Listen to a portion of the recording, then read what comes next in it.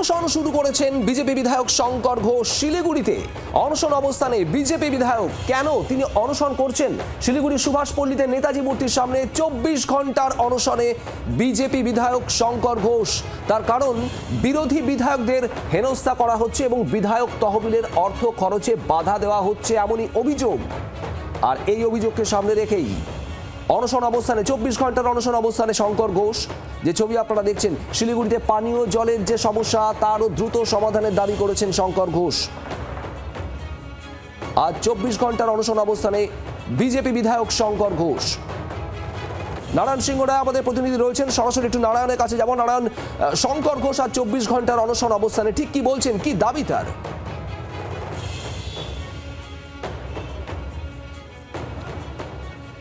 শুভদীপ, আমি এই মুহূর্তে ওখানেই রয়েছি, একেবারে সুভাষপল্লির হাতি মোড়ে। আমি তুহিনকে বলবো সরাসরি দেখাতে। এই মুহূর্তে শঙ্কর ঘোষ একেবারে শিলিগুড়ির সুভাষপল্লি, আর কি নেতাজি সুভাষচন্দ্র মূর্তির পাশেই অনশনে বসছে।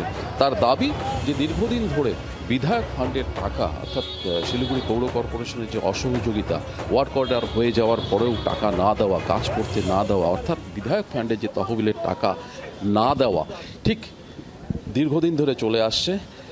তার সাথে এই বঞ্চনা, তার পাশাপাশি অন্যান্য যারা বিধায়করা রয়েছে সেই সমস্ত বিধায়কদের নিয়ে তিনি এই মুহূর্তে যে তার যে দাবি বিধায়ক ফান্ডের টাকা যে খরচা করতে না দেওয়া, আমি সরাসরি শঙ্করদার সাথে জিজ্ঞেস করবো যে আজকের যে অনশন, আমারে কাকে বলবো, এক মিনিট দাঁড়াও।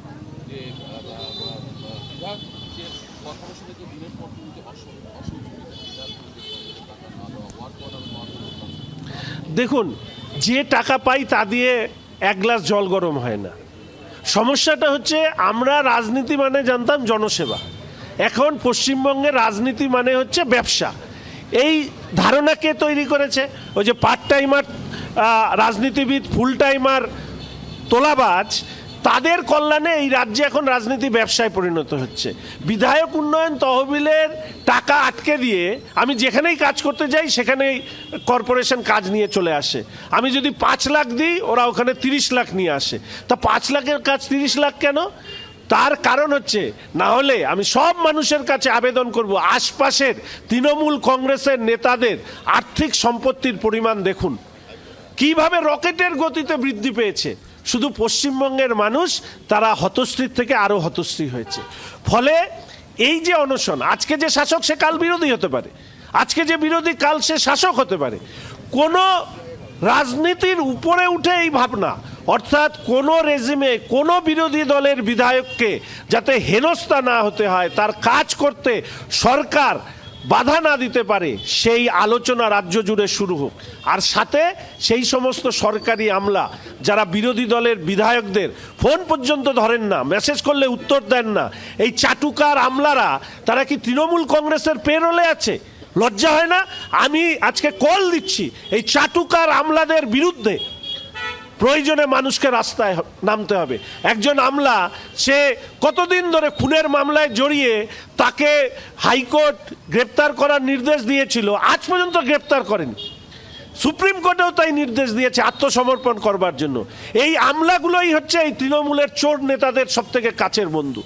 এদেরকেও একইভাবে সামাজিকভাবে এদের বিরুদ্ধে মানুষের রাস্তায় নামা দরকার, না হলে এই রাজ্য শুধরাবে না। 2026 মানুষের উত্তর দেবে বলে আশা রাখি। বোঝা যাচ্ছে শঙ্কর ঘোষ। নারায়ণ, তোমাকে ধন্যবাদ। শঙ্কর ঘোষ বিধায়ক, বিজেপি বিধায়ক শঙ্কর ঘোষ শিলিগুড়িতে এই মুহূর্তে অনশনে বসেছেন। 24 ঘন্টার অনশন অবস্থান করবেন তিনি, এবং একাধিক অভিযোগ তার মুখ থেকে শুনলেন। ঠিক কি বক্তব্য তার? বাংলার আওয়াজ, বাঙালির আবেগ, জি 24 ঘন্টা।